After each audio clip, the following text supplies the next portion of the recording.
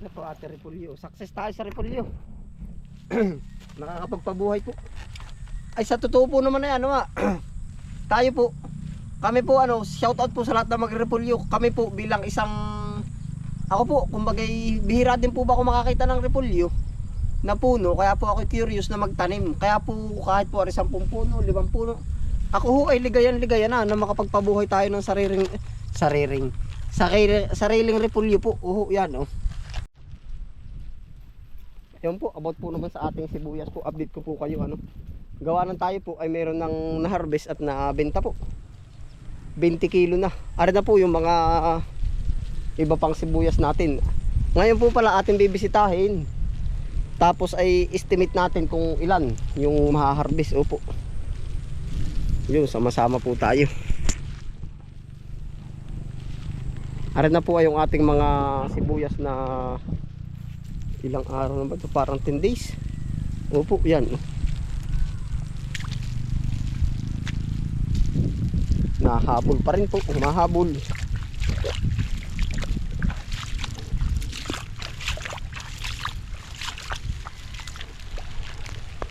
Ngayon po pala kaya ating anong tawag dun, bibisitahin po natin at ating ipapa-order. Gawa ng bababa na daw po. Sabi ni Kuya Tantoy, yung kumukuha po sa atin. At nung nakaraan po, yung ating harvest sana ay 450 pero baba na daw po ng 30 pesos. Ganun po ay likutan. Likutan. Ating bibisitahin na rin pagkakayanan ng marami-rami po, babanatan na rin natin. Ayun, ang problema yun, may namumutol dong uod. Kakapag-apply tayo ng dito. Yun. Yo, may kumakain din. Kita nyo po yan. Putol yan. Ay dami yung pa. Walang hiya.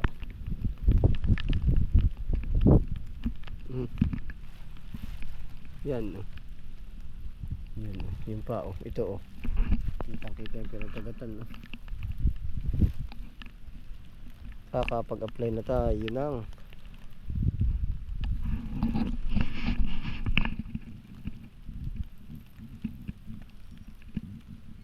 wala, matalino.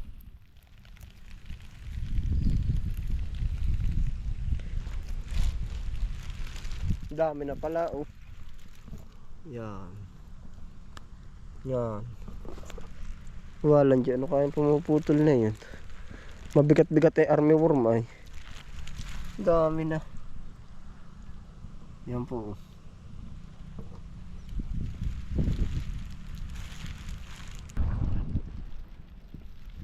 Makakapag-apply po tayo dito sa ating sibuyas. Yun nga po, bababa po yung sibuyas ay bibisitahin natin na rin kung makakailan.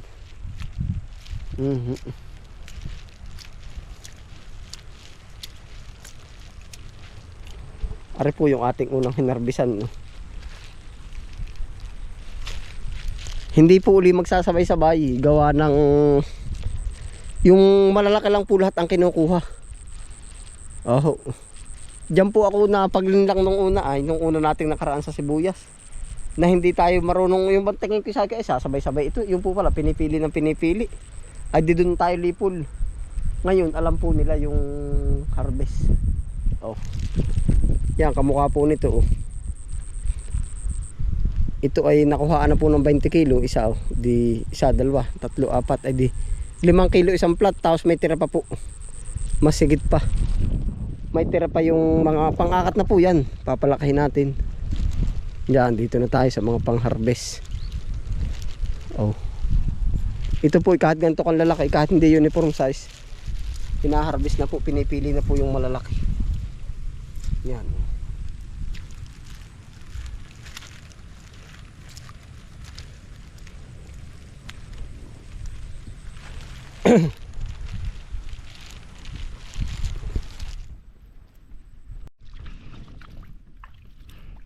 Yeah, ready to harvest na po yung malalaki. Kung mapapansin nga po natin, kung ako po ang titingin lagi dito, Para po bang ano, kumbaga wala pang ma-harvest. Pero yun nga po, natutunan natin sa kanila, piliin lang lahat ng malalaki. Akala ko po ba dati ay lahat ay yung matataas. Oh. Ay pag daw po pala tagsama ng panahon, hindi mo hahanapan ng maganda ang, tama naman. Hindi mo hahanapan ng maganda ang kalakal. Tama, opo. Yun din po naman nasa isip ko, kumbaga iba pa rin po yung napipilian ba. Oh. Yan. Ito po, pang ready to harvest na po yan bukas. Gawa po na may order tayo ay. Ito pa, yan.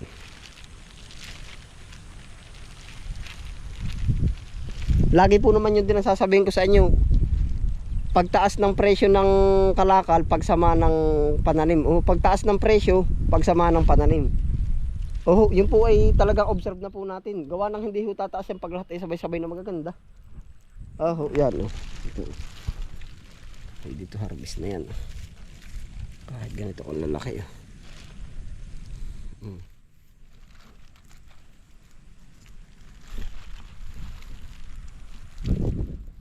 Ready to harvest na.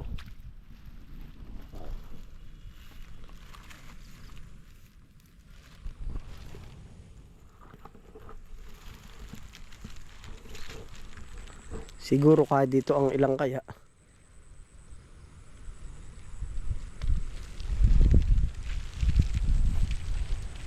Ilang plat pa ba yun? 1, 2, 3, 4, 5 6, 7, 8, 9, 10, 11, 12 13. Baka po kahit din ang 10 kilo or 15, pipili lang po lahat ng malaki. Lahat ng maliliit panlipat tanim. Ay di lang 15. Palagay natin maka 15 or 10, yun lahat po lang ng malalaki. Atin po lahat lilibutin at nang para maibato natin dun sa kukuha po ba. Makakailan. Hindi na 15. Tingnan pa po natin yung narin para tayo makapag-adjust.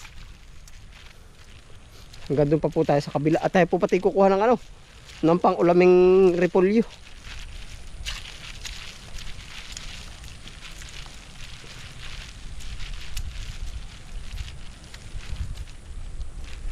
Yun pa po yung sibuyas. Ay pwede 15 dun. Dito 5. Di 20. 20 tayo sa Tagalog. Yan. Kaya ang 20. Yun po ang ating ipapa-harvest. 5 kilo.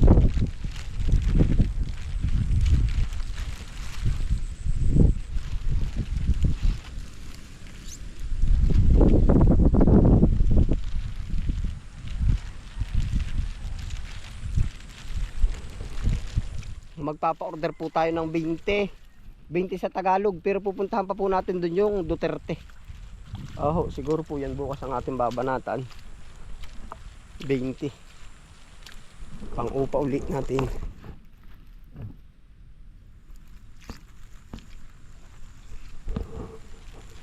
Limang kilo dito, lahat po ng malaki laang. Tapos ari po naman sibuyas nating ari, bata pa po ari. Pero maganda na rin po ang improvement. Bata pa po ito.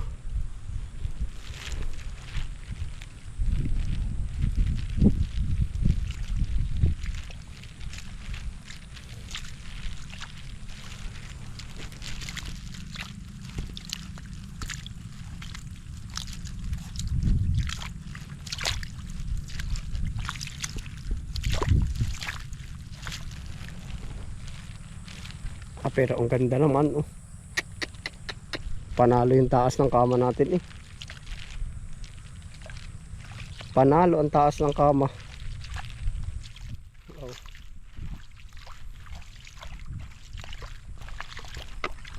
Ang lupit po ng texture ng lupa ay nakakapasok po ba na maganda yung ugat. Lupit, ang ganda. Yung texture po ng lupa na rin pwede sa kinchay. Kinchay yung pong maliliit natin. Siguro papasunod natin dyan, puro kinchay naman. Oh.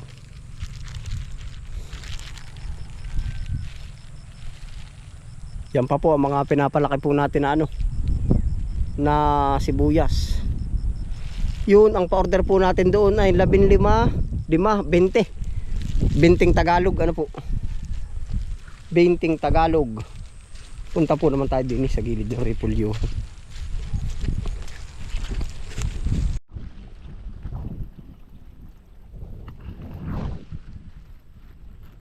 Ari po yung sibuyas natin din. Mamaya po harvest tayo ng ating repolyo. Ang bilis magdilaw nung kabila eh. Bilis magdilaw nung ilalim po pag umuulan. Yan, ari na po yung ating sibuyas. Agara na rin. Panalo.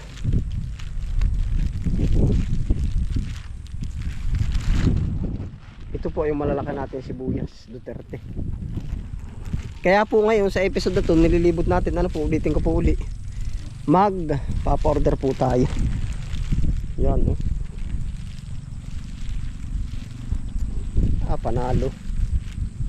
Gara, oh.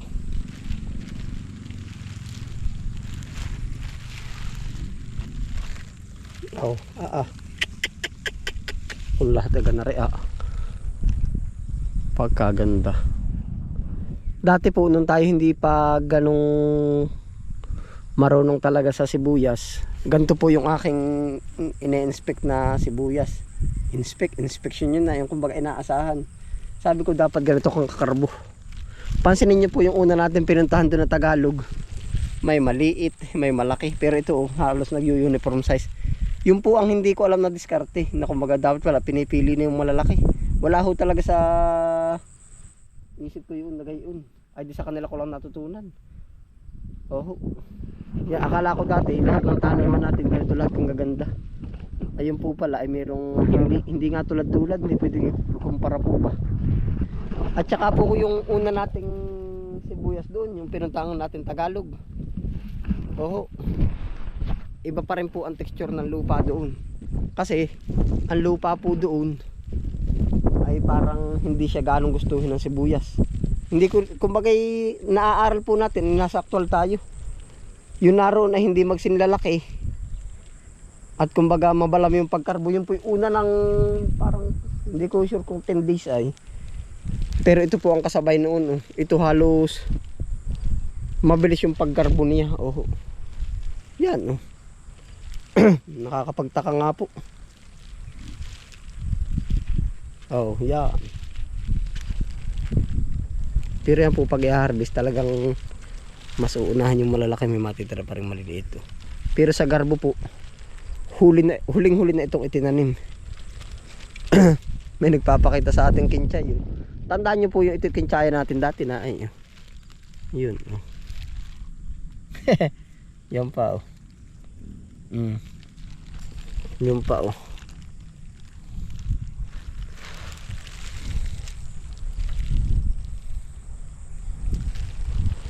Ayun po ang ating sibuyas. Ang papa-order po natin ay 20 na 20 na Tagalog, 10 Duterte. Opo. Tapos itong iba medyo papatabain pa natin. Parang babawas din po tayo ng pang-upa. Oh. Yan. Siguro naman sa 10 kilo. Pipili lang po dito. Oh. Nang mas malalaki. Ayun, tayo pwede din naman sa ating repolyo. Oh. Harvest tayo. Pili po kayo ng medyo mas malaki-laki. Oh. Yan, are isa oh. Pintog na rea oh.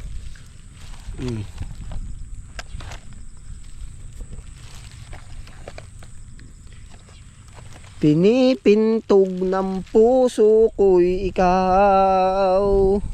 Ito pa oh. Hindi nila palagi alambre. Ito pa oh. Yan. Harvest po ulit tayo. Pwede na siguro 3 piraso po ating i-harvest.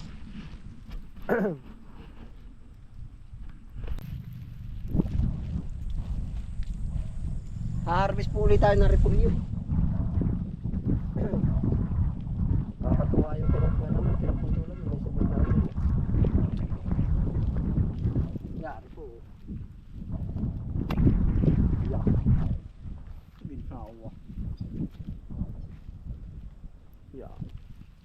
piraso ay pangulamin po. Oh. Yeah. Yung ba naman tayo hindi na po bibili ay pagkakaginhawa na po. Yan oh.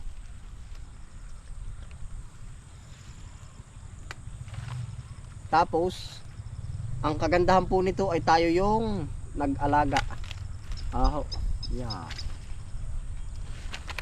Kabisado natin, doon po naman tayo sa kabila. Nasa na yung ating napili na malaki. Ay, ari siguro yun. Ito nga. Yun, oh.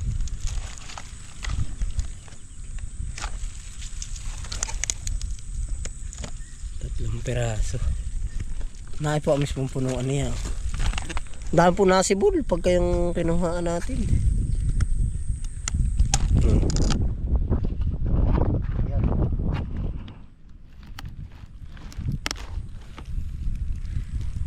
Nalaki din po. Yan, wala po yung mismong puno.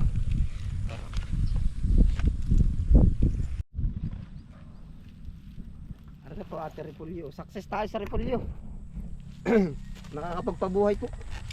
Ay sa totoo po naman ay ano tayo po, kami po shout out po sa lahat ng mag-repolyo. Kami po bilang isang, ako po kumbaga bihira din po ba ako makakita ng repolyo na puno, kaya po ako curious na magtanim. Kaya po kahit po 10 puno, 5 puno, ako ho ay ligayan na makapagpabuhay tayo ng sariling repolyo po. Yan oh. Second harvest. Yan. Tapos ito po namang episode natin ito ay di pinaka documentary na po natin. Yan, na po yung ating repolyo. Yan. May pang sarili na po tayo. Ayun po, ay paano po? Salamat po sa inyong pagsama. Yan, ingat po lahat. Yung ating pong sibuyas, yun, dire-diretso lang po ang natin dyan. Basta 30 kilo. Opo. Yan, tapos ito po yung ating repolyo, pang ulamin. Ayun po, salamat po sa inyong pagsama. Ingat po lahat. Happy lang po. Panalo.